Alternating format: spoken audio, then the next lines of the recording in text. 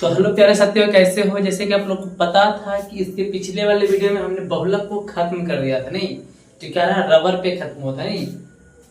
तो हमने बहुलक पूरा पढ़ा दिया है। अब उसमें कुछ स्पेशल पॉइंट बच गया, उसको आज हम लेकर के आए हैं। तो आप लोग ध्यान से देखिएगा और बने रहेगा पूरे वीडियो तक, एकदम लास्ट तक, है ना, ताकि पूरा हम समझा पाए और आप समझ पाए। ठीक है, तो आज हम लोग स्पेशल पॉइंट इसमें करने वाले क्या चीज देखिए, 2 नंबर क्वेश्चन पूछा जाता है, उसको ध्यान से देखिए कैसे कैसे होता है, क्या पूरा पढ़ के आइएगा तब ये समझने में आने वाला है। ठीक है ना, ये भी बात बोल दे रहे हैं कि जब तक आप पूरा बहुलक को पढ़ के नहीं आते पीछे से तो ये समझ में नहीं आने वाला है। ठीक है, तो प्लीज मेरे हमसे ये क्या है, रिक्वेस्ट है कि आप पीछे से पढ़ करके आइए और इसके बाद इसको देखिए। ठीक है, तो इसमें क्या हम लोग को पढ़ना है, तो इसमें स्पेशल पॉइंट जो हम लोग को पढ़ना है, सबसे पहला इससे कहते हैं हम लोग सम बहुलक।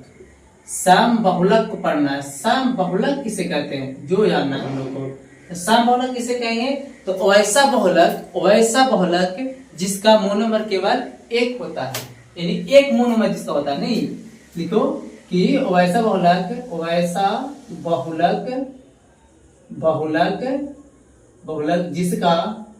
जिसका केवल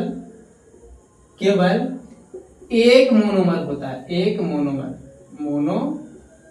होता है, उसे क्या कहते हैं बाबू, तो उसे सम बहुलक कहते हैं। सम बहुलक कहते हैं।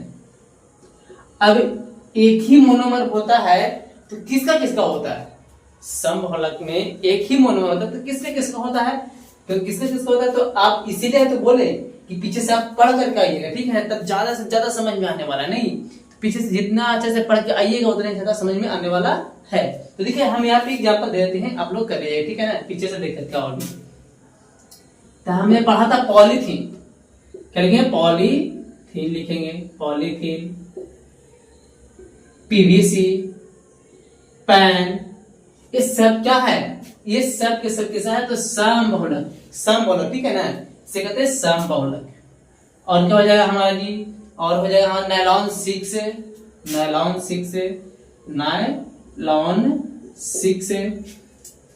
आदि, ढेर सारा ऐसा और भी है। ठीक है ना, ऐसा और भी है।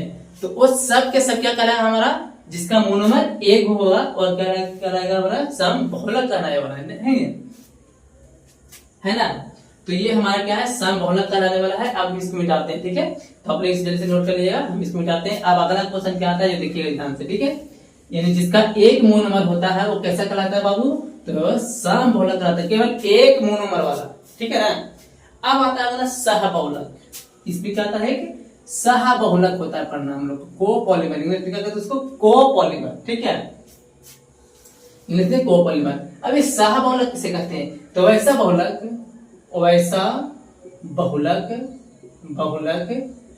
जिसका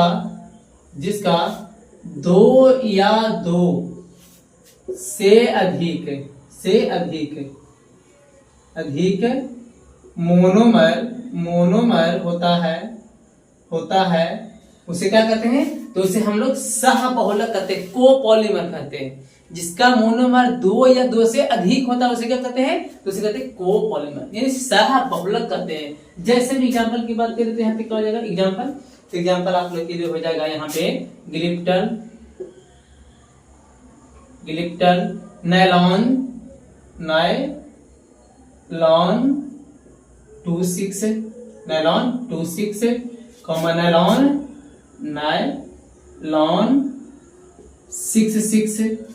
दे दीजिएगा। ठीक है ना, कॉमा दे के लिखिएगा यहाँ पे, ये 6 पढ़ा जाता है, 6 नहीं 6 अलग अलग पढ़ेंगे। ठीक है, उसे तो ब्यूनाएस।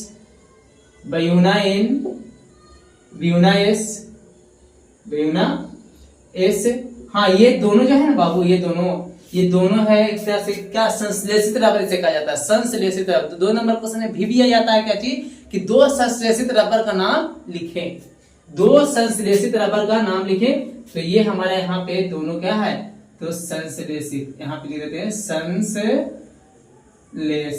संश्लेषित रबर है। ठीक है ना, ये संश्लेषित क्या है, रबर है। तो याद रखिएगा 2 नंबर क्वेश्चन में पूछता है, और ये VBI क्वेश्चन है, VBI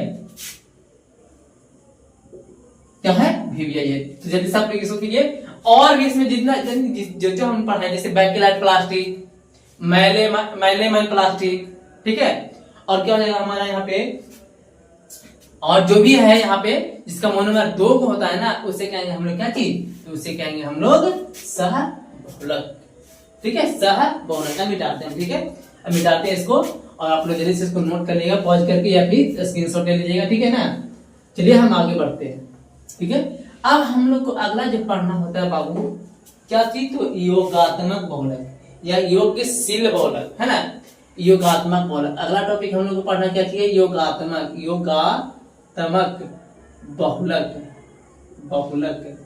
तो यहाँ भी परिभाषा वैसे ही कुछ लगने वाला है, लेकिन थोड़ा सा याद रखिएगा क्या एक चीज और लिखना होता है। क्या चीज लिखना होता है, देखिएगा ध्यान से लिखेंगे। वैसा बहुलक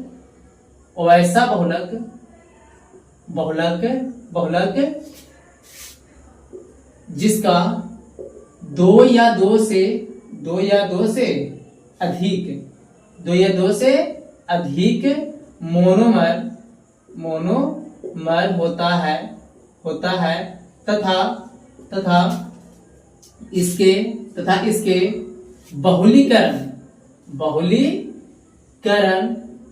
के पश्चात कोई बाहरी उत्पाद प्राप्त नहीं होता है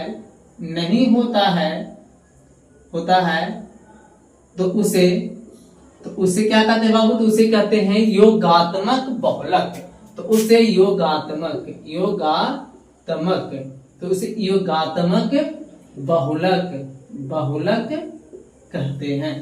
तो ये याद रखिएगा, ठीक है ना। एडिशनल पॉलीमर कैसे कहते हैं, योगात्मक बहुलक या योगशील बहुलक किसे कहते हैं, तो ऐसा बहुलक जिसका मोनोमर 2 से या 2 से अधिक होना चाहिए, लेकिन वो दोनों आपस में जब मिले तो मिलने के बाद उसके अलावा कुछ और नहीं निकले, वो बने बहुलक ही केवल, बस बहुलक के अलावा दूसरा चीज कोई ना। जैसे यहाँ पे मिलने वाला जो होता है ना बाबू, बता देते हैं हम एक चीज, जहाँ पे बहुलीकरण का बाद जो मिलता है आगे चल के अलग, जो यहाँ बाहरी उत्पाद के रूप में जहाँ मिलता है, जो एक तरह से यहाँ पे मिलता है स्पेशल जल ही यहाँ पे मिलता है, ठीक है ना। संघनन की क्रिया होता है यहाँ पे।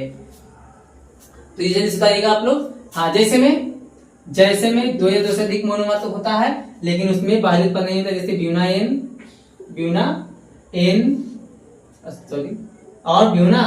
एस। देखिए यहाँ पे नैलॉन 6 नहीं लाएंगे, नैलॉन 2 नहीं लाएंगे, क्योंकि वहां पे ना क्या होता है, 2 मोनोमर तो होता है, लेकिन दोनों जब आपस में विक्रिया करता है, यानी बहुलीकरण जब दोनों का होता है, तो वहां पे जल बाहर होता है बाहरी उत्पाद के रूप में, ठीक है। बाहरी उत्पाद के रूप में क्या मिलता है, जल मिलता है, जल। इसीलिए हम उसको यहाँ पे नहीं लिखेंगे, ठीक है। तो ये आप लोग याद रखिएगा, ब्यूना, ठीक है। तो अब हम लोग अगला देखने वाले हैं, तो अब हम लोग अगला देखने वाले हैं क्या चीज, तो लास्ट है जो हम लोग को पढ़ना है यहाँ पे, वो क्या है बाबू, देखिएगा ध्यान से। सॉरी, इसको निकाल देंगे, कोई बात नहीं, इसको लिख देंगे फिर से, ठीक है। परिभाषा सेम टू सेम ही है, इसे देखा जाए तो बस यहाँ पे लिखना होता है क्या, बाहरी उत्पाद के रूप में कुछ मिलता हो, ठीक है ना। जैसे में जल, यहाँ पे जल मिलता है, ठीक है। अगला लिखो संघनन बहुलक,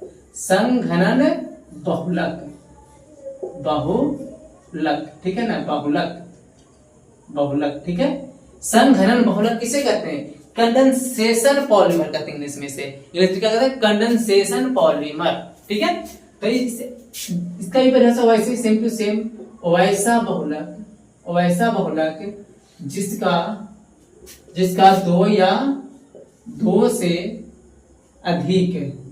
से अधिक मोनोमर होता है परंतु बहुलीकरण के पश्चात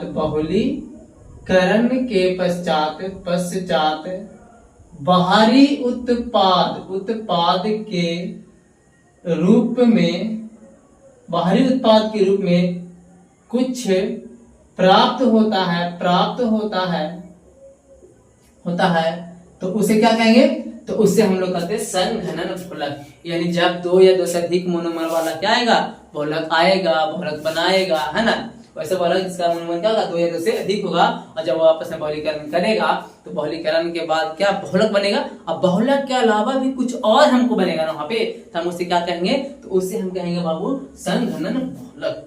ठीक है, उसे कहेंगे संघनन बहुलक। जैसे में हम क्या यहाँ पे अगर एक बात हम बताना चाहें कि यहाँ पे जो बाहरी उत्पाद मिलता है ना वो जल मिलता है, याद रखिए। ठीक है, कभी क्वेश्चन ऐसा है तो बताइएगा जल यहाँ पे। ठीक है, बहुलक में जल ही मिलता है ज्यादातर। चलिए एग्जाम्पल में क्या होगा, गिलिप्टर और क्या होगा, और क्या हो जाएगा, अच्छा गिलिप्टर को और क्या कहा जाता है, डेक्रॉन भी कहा जाता है। ठीक है, डेक्रॉन। ठीक है, नहीं सॉरी टेरिलिन को डेक्रॉन भी कहते हैं, डेक्रॉन। ठीक है, डेक्रॉन। उसके बाद क्या लिखते हैं, नैलॉन 2 6 और क्या लिख देंगे यहाँ पे, और क्या लिख सकते हैं बाबू हम लोग, तो और क्या लिख सकते हैं, और ऐसे लगभग कुछ, हाँ बैकेलाइट प्लास्टिक, मैलेमाइट प्लास्टिक, ये सब हमारा क्या है, तो ये हमारा सब के सब क्या है, तो कंडेंसेशन पॉलीमर है। ठीक है, तो इसको आप लोग लिख लीजिएगा, है ना, ज्यादा हार्ड तो है नहीं, तो आप लोग ये कर दीजिएगा। ठीक है, तो आज के लिए इतना ही रहेगा। और ये जो हम पढ़ाए अभी वो बहुत ही मेन पॉइंट था। ठीक है ना, 2 नंबर में पूछने वाला था, एक नंबर में पूछा जाता है इससे ऑब्जेक्टिव।